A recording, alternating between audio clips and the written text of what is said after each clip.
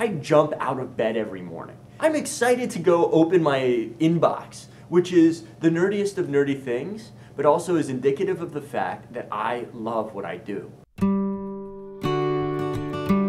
The real mentor who got me on my path to rabbinical school was Hetty Pizer, and she's the director of volunteers at the Hebrew Home of Greater Washington. I just declared a history major at Amherst. So I gave her a ring, totally cold call, and said, I'm a history major.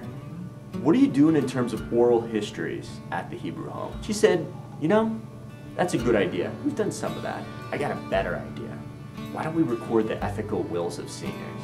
And I didn't know what that meant, so I nodded and smiled and kind of said, okay. And she explained what it was, and she totally had me. And an ethical will is not just what a person experienced, but almost more importantly, what they learned from those experiences and the wisdom that they have to pass down to the next generation. So what we did together is we got a group of high school and some college students as well, and we trained them to record these ethical wills of seniors. I saw that I wanted to do communal programs. I wanted to run things like this for the rest of my life, and I could do that in a synagogue easily and interact with people and have those real, deep, meaningful conversations in a way that I couldn't in almost any other profession.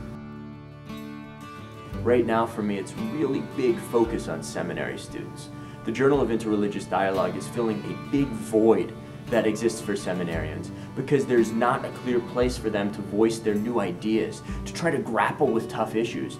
This past year we had over 100,000 hits on our website. 100,000 people coming together to engage in discourse about really challenging issues in their theologies and their worldviews and their perceptions of the other and their perceptions of themselves. It's an incredible process of trying to weave together the strands of my calling, my religious devotion, my devotion to really engaging actively and in a positive way with other religious and ethical communities, just a general desire to do good in the world.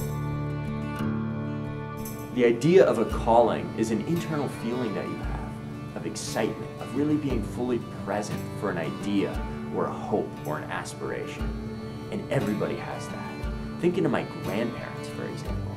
They came from the upper echelons in Germany, came to the US and cleaned toilets and were, very poor for many years.